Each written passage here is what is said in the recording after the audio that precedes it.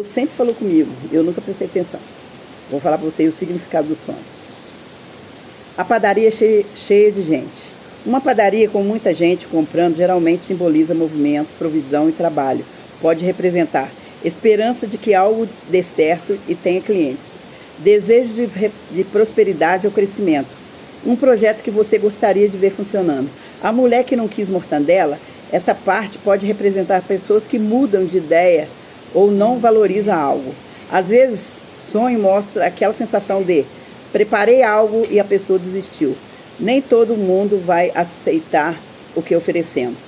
É comum quando estamos pensando sobre negócios, pessoas ou expectativa. A padaria velha e os maquinários antigos entram em um lugar com coisas velhas, pode simbolizar algo que precisa ser renovado, lembranças ou situações do passado. A sensação de que algo não está do jeito que deveria.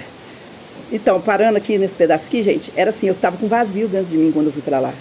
Eu era da igreja, eu era, sabe, assim, mas eu tinha um vazio dentro de mim, parecia que estava faltando alguma coisa. E eu queria trabalhar com a obra de Deus, sabe, junto com meu marido. Eu queria fazer a obra de Deus, cuidar de vidas, cuidar de pessoas. Por isso que eu fui atrás da pastora. Eu não fui na intenção mais de abrir padaria naquela época. Eu fui na intenção de cuidar de vidas. E lá eu deparei com e aí a padaria velha, né? 2 padeiros trabalhando. Padeiro é quem produz o pão. E o pão na Bíblia também representa provisão e sustento. Pode simbolizar pessoas trabalhando em algo que é seu, ajuda da outras pessoas, ajudar outras pessoas, ou até a sensação de não ter controle total da situação. Você parecia dona, mas não tinha controle. Essa parte é muito interessante no sonho. Você entra na padaria, mas parecia que não mandava nela. Isso às vezes representa na vida real. Sentir que algo que é seu está na mão de outras pessoas. Surpresa, decisões que não foram conversadas. Resumo possível da mensagem do sonho. Pode estar ligado a trabalho, projetos, pessoas tomando decisões sem você, necessidade de organização ou renovação. Realmente, naquela época, eu precisava de uma renovação na mente. Expectativa de prosperidade, mas com algumas inseguranças. Nossa, se quiser, me conta umas coisas que pode te ajudar. Faltou uma parte. Essa padaria, parecia que eu não era ninguém. Só ela que mandava, só minha sócia. Parecia que eu não era ninguém, gente. No sonho, assim, olhar e falar. E eu nem tinha montado ainda. Mas já a impressão, porque eu não queria mais padaria. Já tinha passado do meu tempo. Mas eu insisti com uma coisa que não era para ser minha mais. Entendo porque isso te chamou atenção em sonhos. A sensação de não ter voz ou autonomia costuma ser mais importante do que o objeto do sonho. No seu relato, alguns pontos aparecem fortes. Sensação de não ter controle. Você estava na sua própria padaria, mas parecia que quem mandava era a sócia. Decisões estavam sendo tomadas sem você. Você estava ali como se fosse apenas mais uma pessoa. Isso muitas vezes simboliza um sentimento interno de estar sendo deixado de lado.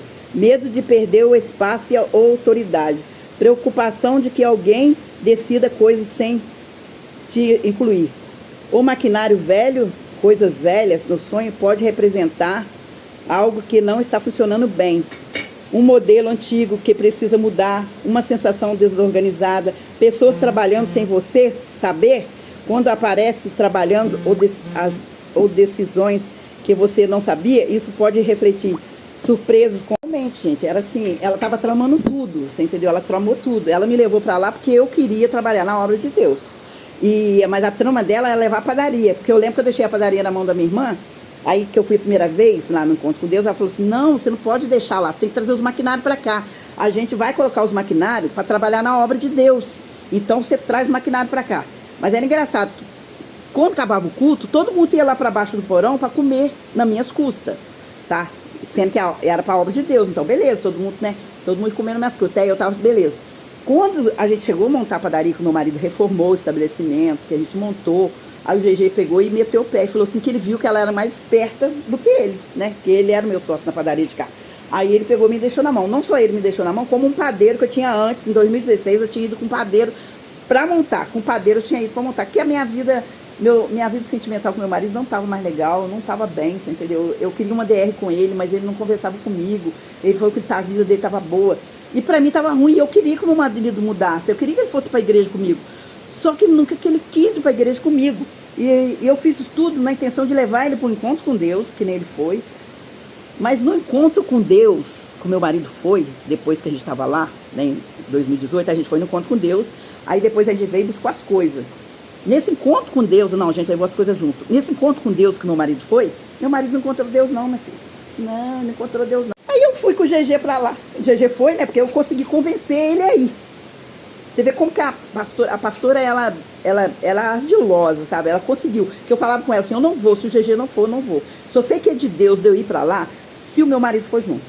Aí eu conversei o GG, aí ele falou assim, então tá, já que você quer, vamos então pra lá. Aí o GG arrumou o caminhão, colocamos as coisas tudo dentro do caminhão e fomos pra lá. Aí eu lembro que eu falei com o GG assim, GG, não reforma essa padaria, não reforma, porque eu tava sentindo, sabe que eu tava fazendo as coisas sem querer, eu não tava querendo mais fazer, mas já tava ali, cara, não tinha outra alternativa, daria certo sim, se a gente tivesse montado o negócio e o GG ficado comigo e falado, não, você não é dona de nada, o estabelecimento meu marido que reformou, a única coisa que ela tinha pagado é o aluguel, as máquinas eram tudo minha, mas o que aconteceu? O GG meteu o pé e me deixou pra trás, aí nisso eu busquei a minha mãe, eu vim e falei, mãe, vamos embora. Quando eu levei minha mãe, ficou beleza, minha mãe ficou me ajudando, eu falava assim, mãe, isso aqui a gente vai pegar o dom de pastoral. Nós vamos servir a pastora, não foi, mãe? Nós vamos servir a pastora e depois nós vamos trabalhar na obra de Deus. Era só o que eu queria, trabalhar na obra de Deus, não era mais nada. Gente, eu já estava bem. Eu não precisava.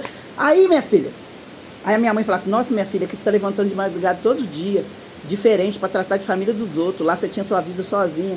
Aí que eu caí em si. Aí minha mãe também quis ir embora. Quando a minha mãe veio embora, gente, quando a minha mãe veio embora, foi muito legal. Eu vim trazer a minha mãe de volta. Aí eu vi que a minha vida era maravilhosa. Porque lá com a pastora, a gente só com essa pessoa, depois a gente convive com ela. A pastora apresentava uma família perfeita para mim, umas noras perfeitas, uns filhos perfeitos.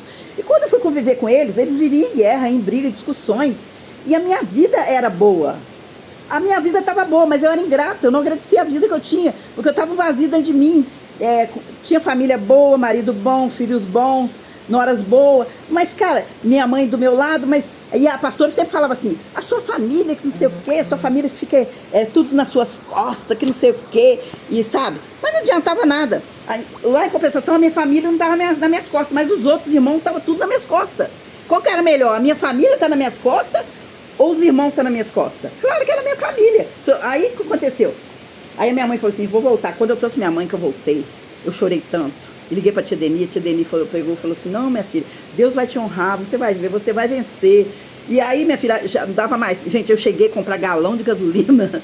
Eu cheguei a comprar galão de gasolina pra tacar fogo na padaria, porque a pastora não quis me devolver nada.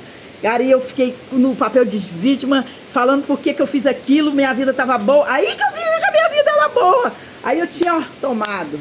Aí depois eu recomecei em 2000, depois eu voltei e recomecei tudo de novo. Aí não deu mais certo. Aí, como não deu mais certo, vocês sabem o que aconteceu, eu tive que retirar. Não deu mais certo, gente. Mas foi muito engraçado.